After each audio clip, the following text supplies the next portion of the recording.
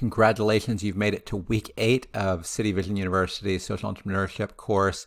And this week, you're going to be focusing on your final project, which is an actual pitch presentation recording, along with revising your presentation from last week, and also doing some personal reflection on how you can keep growing in innovation. So one of the discussion forums is focused on, how do you continue to grow personally? Now, I'm going to give you some ideas, but this should really be applied to your position. So, one of the things we have in our evaluation is how do you stay on the cutting edge given your position? And that's really, this. So visit or interview innovative organizations, interview people in your position at other organizations. Especially, you always want someone who's a few steps ahead. If they're 100 steps ahead, then it may be difficult to learn from them because their organization isn't similar enough. But participate in both Christian and secular associations, conferences, and webinars. And there are general associations like Citygate and CCDA, but there's also specific associations. So there's HR associations, there's thrift store associations. And if you're unsure, Google it. If you're in a position, Google it to try to find, what else is out there, and find the content marketing hubs within your discipline.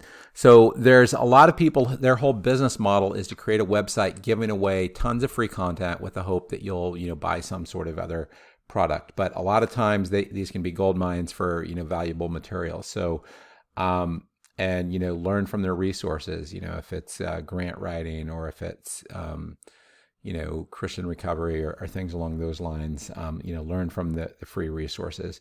Read or listen to books in your field. Take free courses online. So there's lots of courses in social entrepreneurship online that you can take, or some of these other things, design thinking, and include create quadrant learning in your professional development plan. As I mentioned, one of the items we have in our plan, we have actually a couple processes that do this, but one of the items that we evaluate is, are you on the cutting edge in your field given your position? So that makes it fair for the people who are, even if you're in accounting, are you staying on the cutting edge in accounting? And the other thing is, we have, for all of our departments, we have an improvement plan. So you have your operational plan, that's just what you're doing day to day and your processes and procedures, but your improvement plan is basically what you're going to improve. Now, one of the challenges we've had as an organization is some divisions are able to do a lot in their improvement plan, but a lot of divisions, we just need more resources to be able to invest more on the improvement plans. So, that's this next thing, to maintain an improvement plan, a process for your position division. So another way of thinking about this is looking at the workplace behavioral profile. So in the create competencies, and you can think about, what are ways you can grow in this? How do you anticipate customer or client needs? Are you meeting with customers to discuss their needs? This is a major part of what I need to do in my position. So I'm having 100 to 200 meetings with customers a year, and these are generally partners, to try to better understand their needs. Understand the changing needs of customers, anticipating what they're going to want next, initiating bold projects. So innovator, initiating significant change. So initiating bold projects, starting ambitious programs. Sometimes they are ambiguous whenever you start off. I'm launching one of those right now. It's hard to know what it's going to be whenever it grows up. Launching important new efforts. Motivator is inspiring people to exceed expectations. And, this is really kind of the visionary quadrant, where you motivate people. Now, some specific resources that you might use for continued learning. There's a lot of optional resources we had in the business model generation book.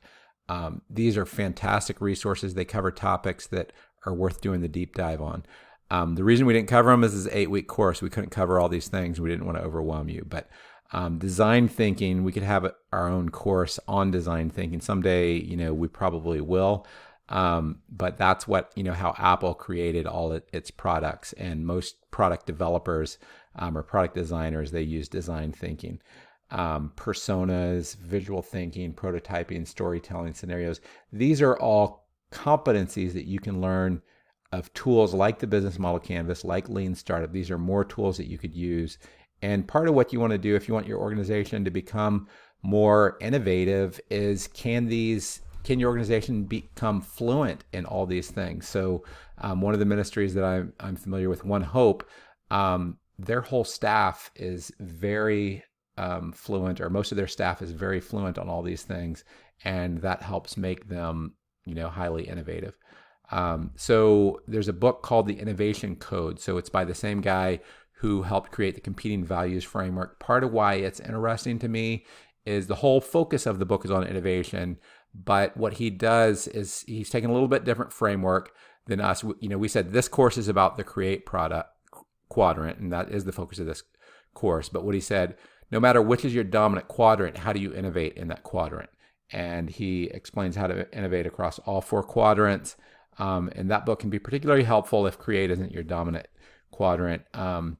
The organization that's best known for design thinking in the world, that really, is kind of where Apple got a lot of its mojo from, is called IDEO. They have a great website for nonprofits called IDEO.org.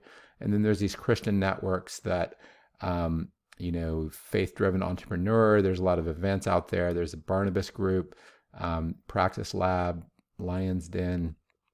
All those are resources. So if you say, you know what, I want to do the deep dive, I would encourage you to look at this. So with this week, I wish you the best as you work on your pitch deck. If you have questions on that, ask your faculty member, and I'm sure you're going to have some great presentations. Thanks a lot.